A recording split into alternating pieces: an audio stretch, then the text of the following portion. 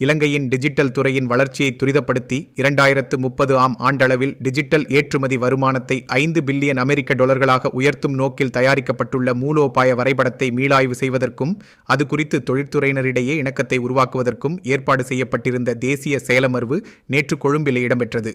Blue ocean group of companies இலங்கையின் வளர்ச்சியோடு உங்கள் வாழ்க்கையையும் உயர்த்துகிறோம். டிஜிட்டல் பொருளாதார அமைச்சு மற்றும் கவ் ரெக் ஸ்ரீலங்கா ஆகியவை உலக வங்கிக் குழுமத்தின் தொழில்நுட்ப உதவியுடன் இந்த செயலமர்வை ஏற்பாடு செய்திருந்தன.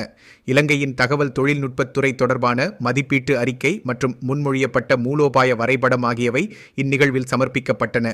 மனித வளங்கள் மற்றும் எதிர்காலத்திற்கு பொருத்தமான திறன் அபிவிருத்தி, புத்தாக்கம் மற்றும் சுயாதீன தொழில் நிபுணர்களை வலுப்படுத்தல், உலகளாவிய சந்தை பிரவேசம் மற்றும் ஏற்றுமதி வளர்ச்சி, அத்துடன் நிலைபேறான வளர்ச்சிக்கு அவசியமான கொள்கைகள், முதலீடுகள் மற்றும் உட்கட்டமைப்பு வசதிகள் ஆகிய துறைகளை மையமாக கொண்டு குழு கலந்துரையாடல் அமர்வும் இங்கு இடம்பெற்றன.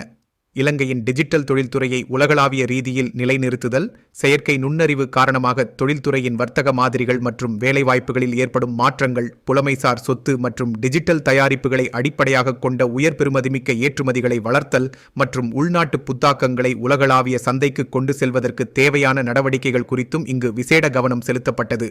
இந்த மூலோபாய வரைபடம் இலங்கையின் டிஜிட்டல் தொழில்துறையின் சர்வதேச போட்டித்தன்மையை உயர்த்தல், தரமான வேலைவாய்ப்பு மற்றும் தொழில் முயற்சியாளர் வாய்ப்புகளை விரிவுபடுத்தல், உள்நாட்டு டிஜிட்டல் தயாரிப்புகள் மற்றும் சேவைகளை சர்வதேச சந்தைக்கு கொண்டு செல்லல், இலங்கையை பிராந்தியத்தின் முன்னணி டிஜிட்டல் பொருளாதாரமாக நிலைநிறுத்தவும் ஆதாரங்களின் அடிப்படையில் செயல்பாட்டு சட்டகம் ஒன்றை வழங்குவதையும் நோக்கமாக கொண்டுள்ளது. கைத்தொழில் மற்றும் தொழில் முயற்சியாண்மை அபிவிருத்தி பிரதி அமைச்சர் சத்துரங்க அபேசிங்க, பிரதமரின் செயலாளர் பிரதீப் சபுதந்திரி, டிஜிட்டல் பொருளாதார அமைச்சின் செயலாளர் வருண ஸ்ரீ தனபால, தகவல் தொழில்நுட்பம் மற்றும் டிஜிட்டல் சேவைகள் துறையின் முன்னணி நிறுவனங்கள், கைத்தொழில் மற்றும் வர்த்தக சங்கங்கள், புத்தாக்க தொழில் முயற்சியாளர்கள், ஆரம்ப வர்த்தகங்கள், முதலீட்டாளர்கள், சுயாதீன தொழில் வல்லுநர்கள், பல்கலைக்கழகங்கள் மற்றும் ஆராய்ச்சி நிறுவனங்கள், அரச நிறுவனங்கள், வெளிநாடுகளில் வசிக்கும் இலங்கை தொழில் வல்லுநர்கள் மற்றும் பல்வேறு சர்வதேச அபிவிருத்தி தரப்பினர்கள் பலர் இந்நிகழ்வில் கலந்து கொண்டனர்.